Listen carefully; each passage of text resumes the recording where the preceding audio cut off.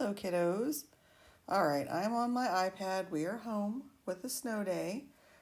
So it'll be a little bit different. I'm unable to show you things under my document camera because I don't have it because I'm at home.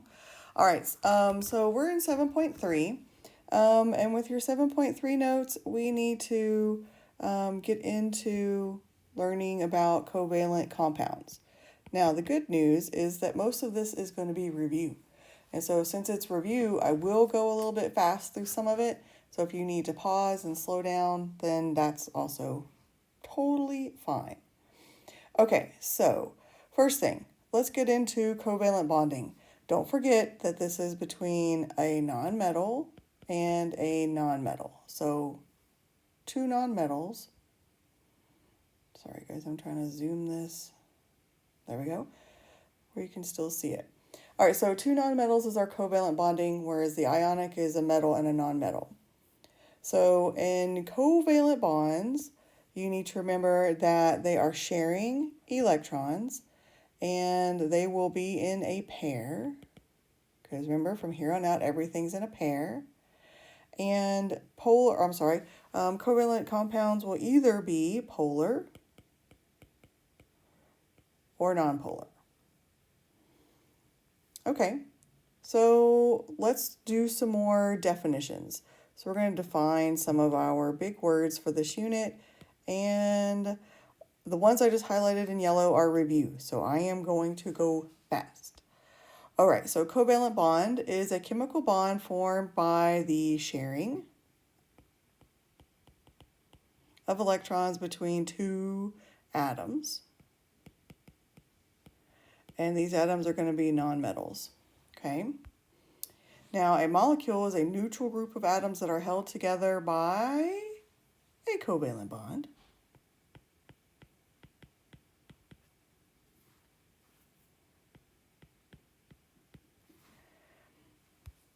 A molecular compound is a chemical compound whose simplest units are molecules.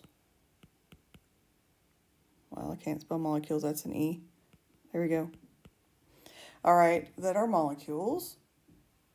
Chemical formulas show the type and number of atoms in the smallest representative unit of that compound. The formula unit is the simplest whole number of the whole number ratio. I know I was forgetting a word. Whole number ratio of ions in an ionic compound. And then the last review vocab word is, or phrase, because two words. Molecular formula shows the types and numbers of atoms combined in a single molecule of a molecular compound.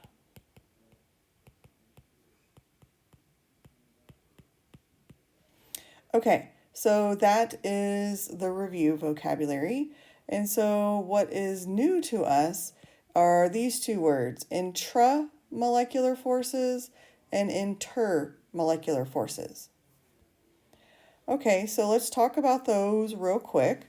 So intramolecular forces are going to be the forces, there we go, I'm trying to get my pen back. There we go, I got it.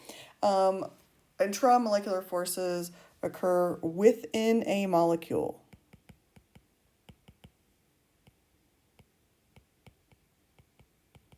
So the intramolecular forces is the force between the hydrogen that is bonded with the oxygen in a water molecule, and or the oxygen to the hydrogen molecule. So those are the intramolecular forces. That is within the actual molecule. It's inside. So the prefix intra means inside or within. Those two go together.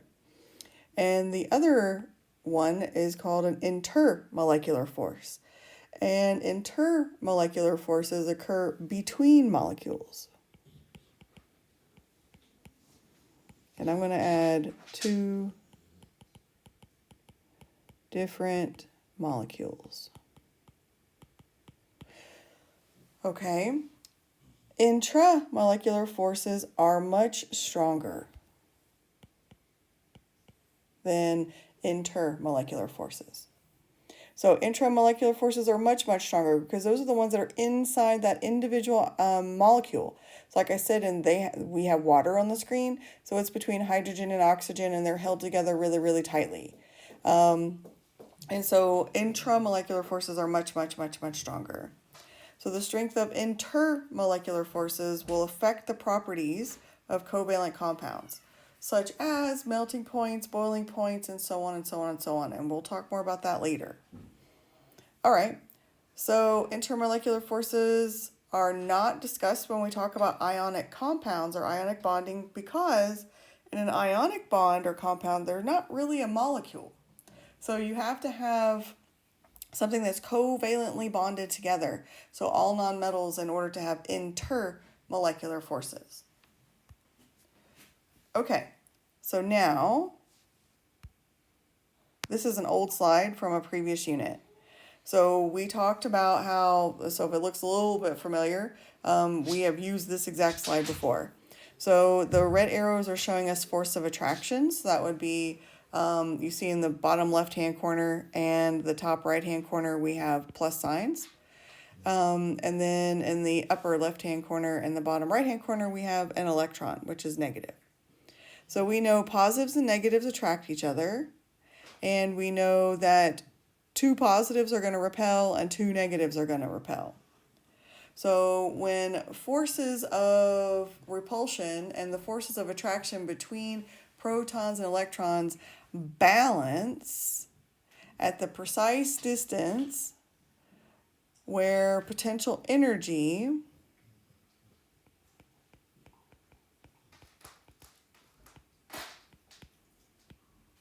is at a minimum, then a covalent bond is formed. Okay, so that's when you're going to form a covalent bond. Because remember, they're going to bond because they want to reduce their potential energy and they want to become more stable. That's the whole purpose, is reducing potential energy and becoming more stable. Okay, so the space where the shared electrons are located, this is called the molecular orbital. Oops.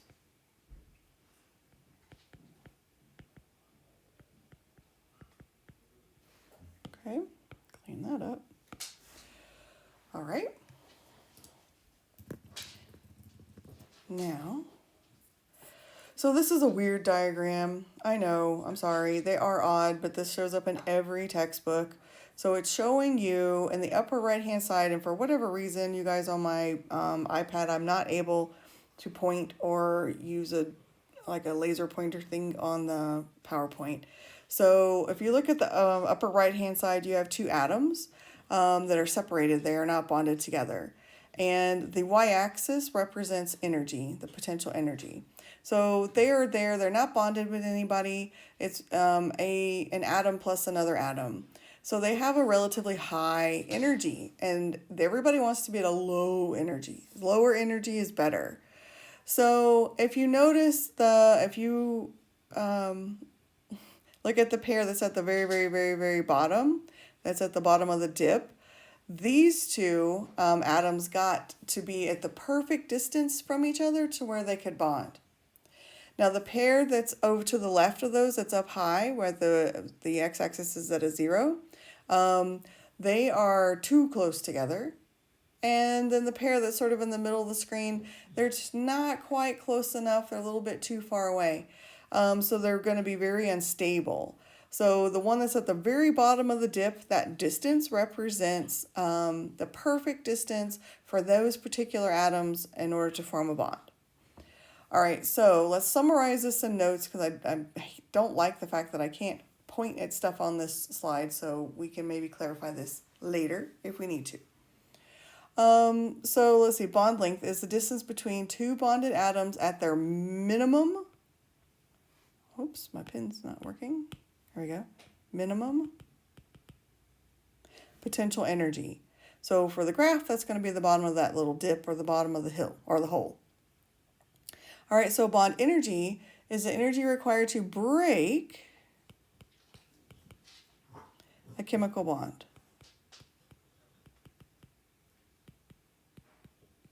So how much energy do you have to put in to break a bond? It's called bond energy. So when you're forming a bond, atoms release energy. Why? Because they're going to be at a lower energy, so they don't need to have it, so they release it. The same amount of energy must be added to break the bonded atoms. Okay, so when we form bonds, we release energy. That's an S. And when we break bonds, this requires energy, so you have to put energy in.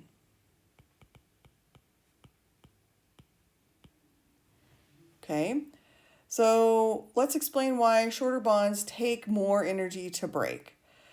Well, we can look at this graph, and when we take a look at it, we can see that on the left-hand side, on the left-hand column of the data table, we have hydrogen bonded to a hydrogen, we have hydrogen to a chlorine, we have chlorine to a chlorine, we have a carbon to a carbon, a single bond, a double bond, a triple bond, and then the same thing with the nitrogen. Okay, so we can notice that the shorter the bond length, which is the middle column, we can look at the bond length, and then we can look over at the far right column where our bond energies are located. So the shorter the bond length, the more energy it requires to break it. So if you think about this, shorter bonds are stronger and more difficult to break. And we're going to demonstrate this in class when we get back in class. But for now, just hang on to that. Now, if you take a look and you think there's a hint right here, which has a really good analogy. If you think of a pencil, it's like a wooden pencil, obviously not a mechanical one. If you have a long, like a brand new pencil and they're long, a longer one, or if you've like used it for a while and now it's gotten really short, it's actually much easier to break a longer pencil than it is a shorter pencil. It's the same thing. If you have a shorter bond length, then it's harder to break them apart. If you have a longer bond length, then it's easier to break them apart. And then you can think about that in terms of double bonds and triple bonds. If you had two pencils together and you're trying to break both of them, that's even harder. And then if you had three pencils together, that's even harder to do. So the longer the bond that you have, and the fewer number of bonds, meaning a single bond, the easier it is to break them apart. Now here's a question, which I'm not going to answer right now because we'll answer that in class. I'm going to make you think about it. So you fill this in, do this yourself, fill it in, think about it. It's supposed to be an arrow, but you know, it's different with an Apple pen or pencil or whatever this is called. So think about this and answer it on your own, and then we will talk about it in class. Actually, you guys are going to think, pair, share when we get back to class. Okay, so now let's move on. Page number 2, the octet rule. All right, so we know this one. This is still review. So covalent compounds form bonds by sharing electrons so that each atom has an outer energy level with 8 electrons. Okay. So the shared electrons form overlapping orbitals so that each atom achieves a noble gas notation or configuration. So remember, those noble gases, they are very satisfied. They have their octet and they are super, super, super, super happy if we are going to personify. Okay, so continuing with our octet rule, we need to draw the Lewis structures for these that are on the paper. So we have fluorine, which occurs as an F2 molecule. So each fluorine is in group 7, so they have 7 valence electrons. And so we know that they have the electron configuration of 1s2, 2s2, 2p5, and we know what that orbital notation looks like. And so we can see that they're going to have overlap in that one orbital. So again, like I said, this is review for us. So they're going to look like this. And take note that the bond that is right here, that's being shared. So we draw a line. There's 2 electrons there as well, but we draw the line. All right, so then for our oxygen, who is in group 6, has 6 valence electrons. And it's 1s2, 2s2, 2p4. So when we take a look at the orbital notation, we can see exactly where there's going to be overlap. And since there's only 2 atoms there, it tells us that it's going to end up, they're going to have a double bond. So it's going to be oxygen double bonded to another oxygen, and each one has 2 sets of lone pairs. Again, we have our double bond that's written as 2 lines instead of 4 dots because it's representing that they are shared. And then we have nitrogen, who nitrogen is a group 5 fella, so he has 5 valence electrons. And so he's 1s2, 2s2, 2p3. And so we can see the 3 orbitals, well, there will be overlap. So they are going to have a triple bond, and they have, there we go, the 2 extra dots on each end to satisfy their octet. All right, so we have the triple bond, and again, we draw the lines to show that they are shared. All right, diatomic elements. Don't forget your diatomic 7. Again, this is still review for us. The diatomic 7 are the 7 elements on the periodic table that are most stable in pairs. So everything is about stability for molecules. They will not be found as a single atom in nature. They're going to be in a pair all the time. So make sure you know the diatomic 7. So we have hydrogen gas, we have nitrogen gas, we have oxygen gas, fluorine, chlorine. These are all gases at room temperature. Bromine is a liquid. And iodine, and he's a solid. You don't really need to know that. I'm just sticking that in there. All right, so those are your diatomic 7. And it's a really great hint that we've talked about this before, that you start with, well, you have hydrogen first, and then you start with number 7, atomic number 7 on your periodic table, and then draw or write the number 7. Okay, so you start with hydrogen, and then plus element number 7, who happens to be nitrogen. That's an equal sign, equals nitrogen, and then you write the number 7. So not to make you dizzy, I'm just scrolling to get down to this periodic table. So when you're doing this, you have hydrogen, go to element number 7, and then write a 7. Okay, and so that 7 will tell you these 7 elements are the diatomics. And you need to remember those always, always, always. Okay, so now let's talk about exceptions to the octet rule. And right here on this part of the notes, it's actually missing a little bit as one thing, and I will add it. It pops up later in the PowerPoint. I don't know what happened to it here, but it's okay. All right, so exceptions to the octet rule. Atoms that cannot fit 8 electrons. And then there are also atoms that can fit more than 8 electrons.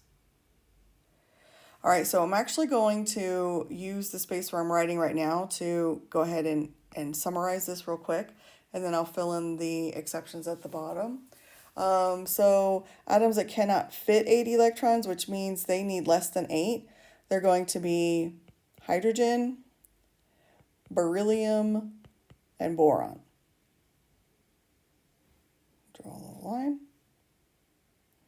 And atoms that can fit more than 8, that means more than 8. So these are less than 8 and these are more than 8.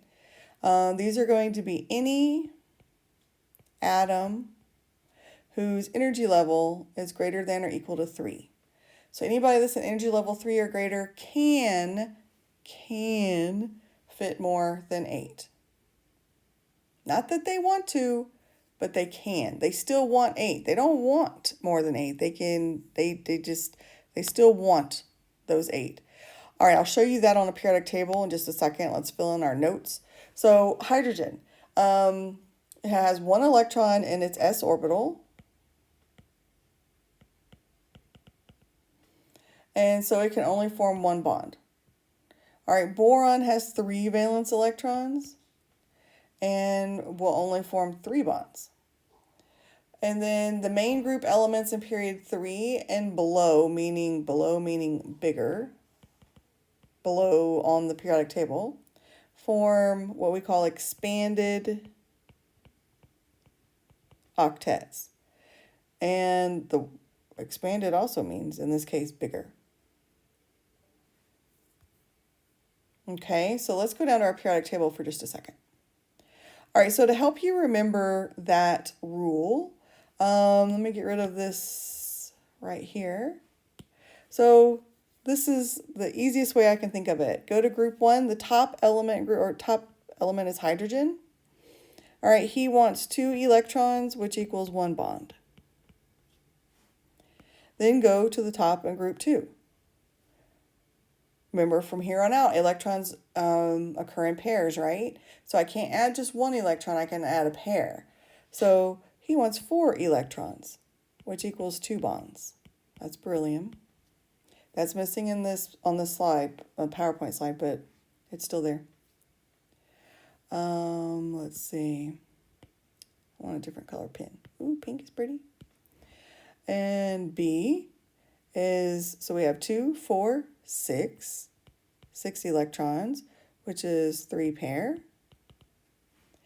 And then we want, let's see, I don't want a highlighter. This will be okay. When I get to carbon, that's 8 electrons, which is 4 pair. And everyone after that wants 8 electrons and 4 pairs. Everyone else wants 4. So let's go through that really quick one more time. If we are the top one in group 1, 2 electrons, which is 1 pair, which is 1 bond. Then the top of group 2, that's 4 electrons, that's 2 bonds, or 2 pairs. Over here in the top of group 3, that's 6 electrons, that's 3 pair, or 3 bonds.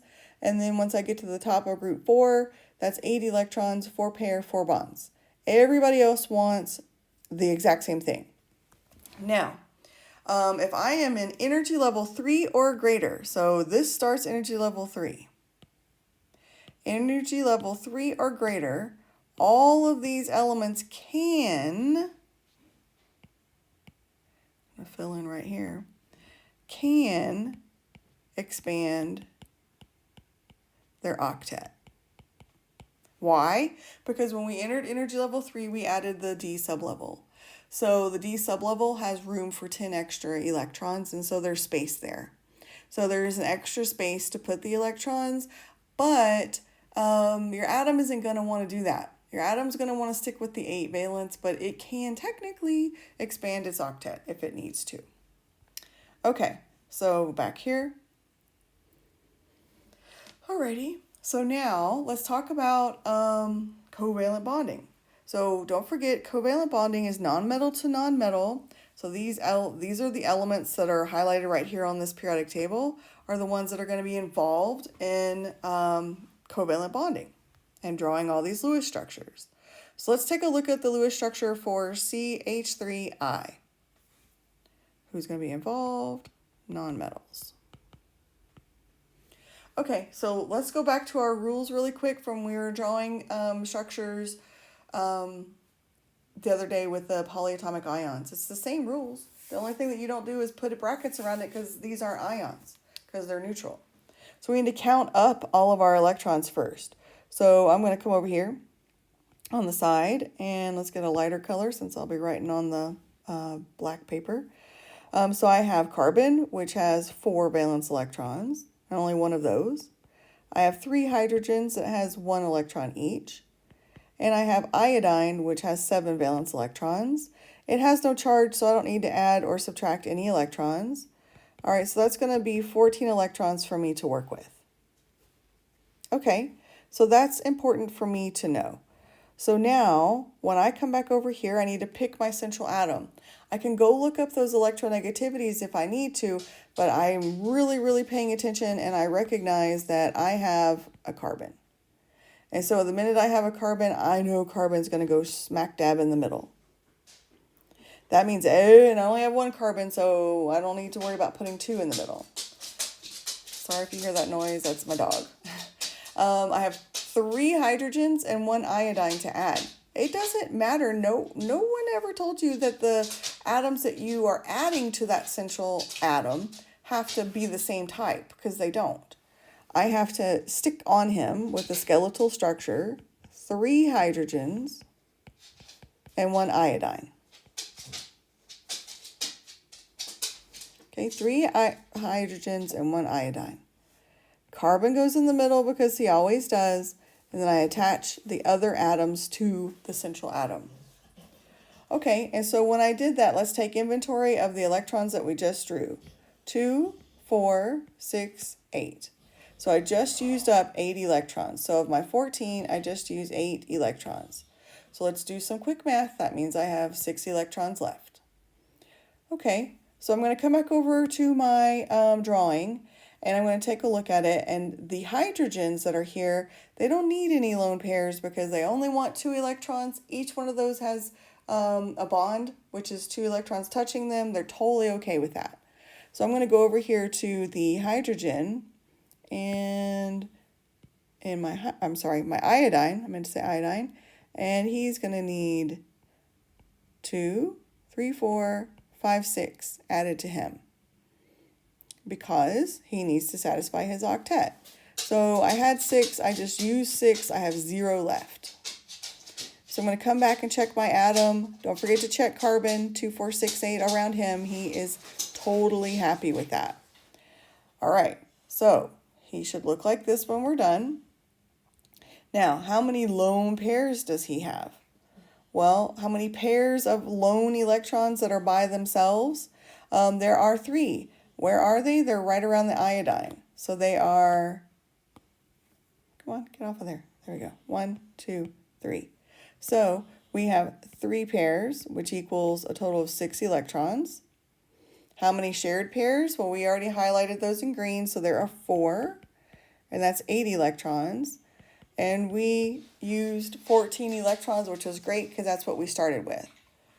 And so then our next question is, why doesn't hydrogen have any lone pairs?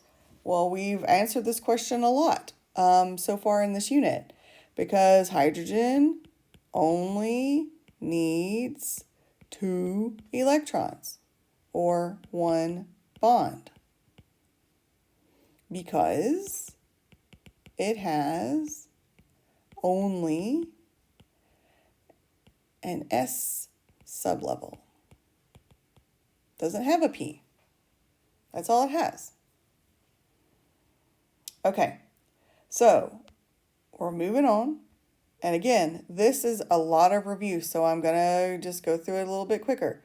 Again, the rules, the steps for your Lewis structures. Count the number of valence electrons you need. Then it says set up the skeletal structure. And then after we set up that skeletal structure, the least electronegative is the central atom. If carbon is present, then it will always be the central atom. Hydrogen and halogens, so group 7, I don't really like the word never with halogens, but never for hydrogen. So I'm going to put like a little star on halogen. It's going to drive me nuts in this presentation. But hydrogen definitely will never be a central atom. and halogens usually not, especially the smaller ones like fluorine and chlorine, but they will form single bonds. One single bond. So give all atoms an octet by adding lone pairs.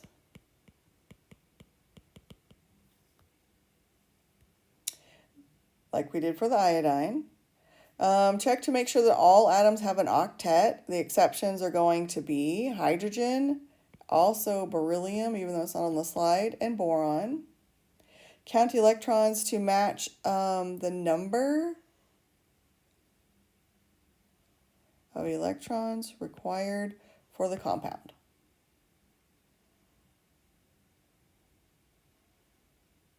Okay, so we've already drawn the CH3I, so we're not going to draw it again because that's a waste of our time. All right, so now let's take a look at C2H4 and C2H2. So I'm going to go ahead and give you a hint. They're going to involve the double and triple bonds, so we got to think about this. So if we take a look at drawing out our skeletal structure, we immediately see we have a carbon. It's going to go in the middle. The issue is I have two carbons. So I'm going to put them here and just connect them. And yes, I needed to go and count them up. Sorry, my bad. So for carbon, I have 2 times 4 plus hydrogen, which is 4 times 1.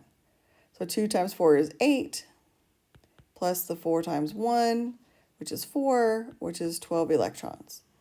So for the C2H4, I have 12 electrons. So we're setting up our skeletal structure. Now I have 2 carbons and I have 4 hydrogens. And so some kids are like, I'm not really sure how to place them. Well, nature tends to be very symmetrical. So when in doubt, just go with symmetry. So if I have 4 hydrogens, place around 2 carbons, I'm just going to put 2 on 2. Okay, so then we want to satisfy everybody by they're going to need a lone pair of electrons. So this is not really the way that I do it, but just so we can follow along, they're going to tell us to give everybody a set of lone pairs and then check to make sure that they all have their octet. Count the electrons to make sure they match the required amount for the compound. But when you do that, you realize you actually used 14 electrons. So if you have 2 too many electrons, then you're going to end up with a double bond. All right, so we're going to work this the way that I showed you how to do in class, which is we have 12 electrons to work with as we calculated over here. And I'm just going to put it right here. Let's count what we used. So we used 2, 4, 6, 8, 10. So we used 10 electrons. So I have 2 electrons left. All right, so I need to figure out how I'm going to use those 2 electrons. So if I give them to this carbon here, then he is happy, quote unquote happy, because he has 8 electrons. But the other carbon on the right only has 6, so that won't work. And so if I take those away, and what happens if I put them on this carbon? Also, carbon on the right is happy now, but carbon on the left is not. So we have to take those away. I only have 2 electrons left, which is 1 bond, and I need both of these carbons to share it, right? They both have to share it and take turns. So they're going to have a double bond put in there. All right, so that would be an example of when you have to do a double bond. And then a triple bond is here. So if we have the C2H2, so let's go count up our number of electrons that we're working with. And so just for space purposes, I'm going to get rid of this math so I can use the same space. All right, so I have 2 carbons, so that's going to be the 2 times 4, which is 8. But I only have 2 hydrogens this time, so that's 2 times 1, which is 2. So I have 10 electrons. So then I need to set up my skeletal structure, which carbon is there, so he's going to go in the middle, and I have 2 of them, so I'm going to connect them. I have 2 hydrogens, so I'm going to go with my symmetry and do 1 on each side. Now, the way I prefer to do it is count these up. I just used 6. So I have 10 electrons and I drew 6. So I have 4 electrons left. So 4 electrons left is going to be 2 bonds. But if you take a quick count, this carbon right here, he currently only has 4 electrons touching him. So in order for him to be totally happy and satisfied, he is going to need 4 more electrons. So there's 1, 2, 3, 4. But when I do that, that uses up all of the electrons that I have left over. And so the second carbon is not going to be very happy at all because he's only getting 4. So we have to figure out, well, what happens if I do that? Let's check it. So the hydrogen on the left has 2 electrons. The first carbon that we encounter, which is right here, has 2, 4, 6, 8 electrons. He's good. Second carbon, 2, 4, 6, 8 electrons. He's good. And then this last hydrogen, 2 electrons, also satisfied. All right, so I'm going to click through this to get to the end because I don't particularly care for that. That's how you would figure out how to draw your multiple bonds. And so sometimes figuring out multiple bonds is a puzzle. I was trying to think of the word. It's a puzzle. So let me give you one tidbit that's not in the PowerPoint. So this is going to be important. Which elements can have a multiple bond? So multiple bonds are going to be double and triple. Okay, so multiple bond is a double or a triple. All right, there's a list, and we say C NOPs. Carbon, nitrogen, oxygen, phosphorus, and sulfur. These guys can multiple bond. Do not draw multiple bonds on anyone else. Just them. Only them. This is the list. So don't put multiple bonds on a bromine or multiple bonds on a chlorine or multiple bonds on anybody else. Just these. CNOPs, carbon, nitrogen, oxygen, phosphorus, and sulfur. Those are the ones that can multiple bond, and they can multiple bond to each other. So like we just had carbon, double bond carbon, or carbon, triple bond carbon, or something like that. But you can have a nitrogen with a double bond to an oxygen, or a phosphorus with a double bond to an oxygen, or something along those lines. That can happen, but it has to be, both elements involved, element 1 and 2, they both need to be on this list. So it can't just be any old random element on the periodic table. Okay? All right, I'm going to finish up with this, and then we are going to stop.